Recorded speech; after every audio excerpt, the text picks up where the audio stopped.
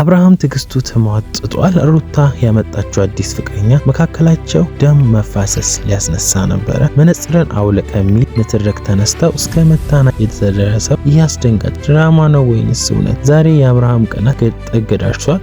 የሩታ ሚስጥራዊ በቀልና ሮቤል ከጀርባ እየሰራ ያለው ጉድ በዝርዝር ይጋለጣል።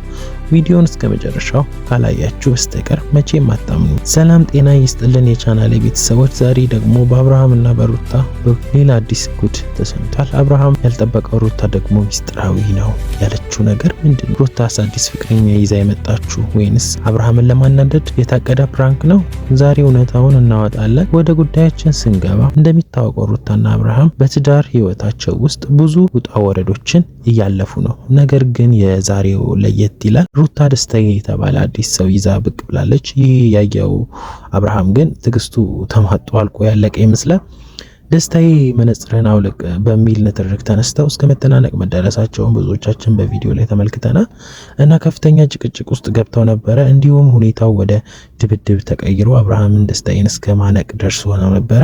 ይሄ ነገር አግባብ ነው ብለን አናስብም። እኛ በበኩላችን ስናስበው እነዚህ ነገሮች የሚደረጉት በአጠቃላይ የሮቤልና የፍርጃ እቅድ ይመስላል። እንዲሁም ወደ ፕራንክ ሊቀየር ይችላል የሚለውም ወይም ድራማ ነው እየመሰለን የሚሉ ብዙ ተመልካቾች አሉና እኛም በበኩላችን ስንመለከተውም ስናየውም ነገሮቹ ወደ ድራማ እየተቀየሩ ነው።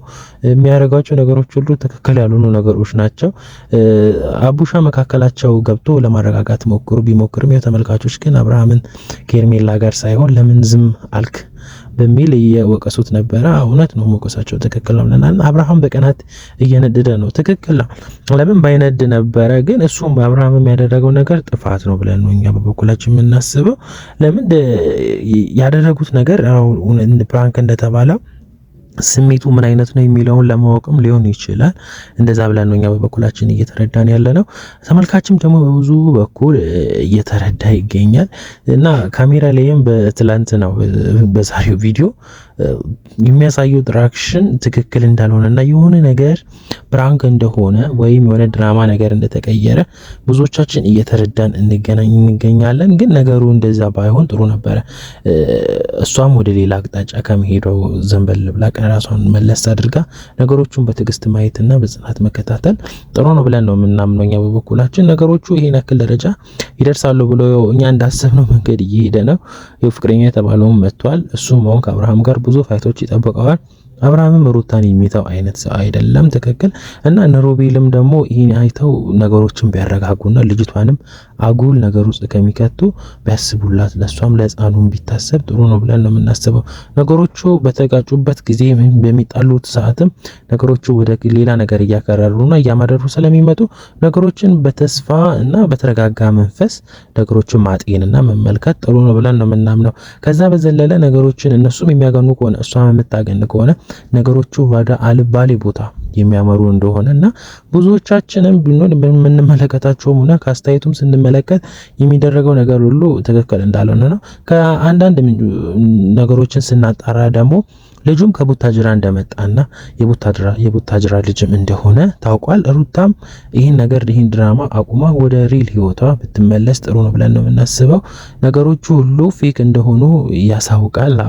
አንዳንድ ነገሮችን ሳናጣራ እዚህ ጋር አናወራ፣ ማጣርተን ነውና ስለምናጣራ ነገሮችን ግዴታ ጠልቀን ገብተን ማጣራ ስላለብን እያጣራን ስለሆነ ነው መረጃው የምናካፍላችሁ።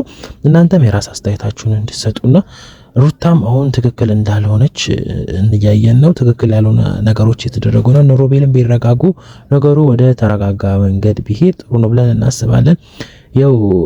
የሱን ሁኔታ ለማየት ተብሎ ብዙ ነገር እየተፈጠረና ብዙ ሚስቴክ ስለሚመጣ ነገሮቹን ትተው ወደ ሰላም መንገድ ቢመለሱ ብለን ነው እኛ የምናስበው። እናንተስ ምን ትላላችሁ? ሩታ እውነት አዲስ ፍቅረኛ ይዛለች ወይንስ አብርሃም ለማናደድ የተሰራ ድራማ ነው? አስተያየታችሁን ኮሜንት ላይ አስቀምጡልን። ቪዲዮውን ላይክ አድርጉ ማድረጋችሁ እንዳይረሳ። ለቻናላችን አዲስ ከሆናችሁ ደግሞ ሰብስክራይብ ማድረጋችሁ እንዳይረሳ። በቀጣይ ቪዲዮ እስከምንገናኝ ሰላም ሁኑ ቤተሰቦች።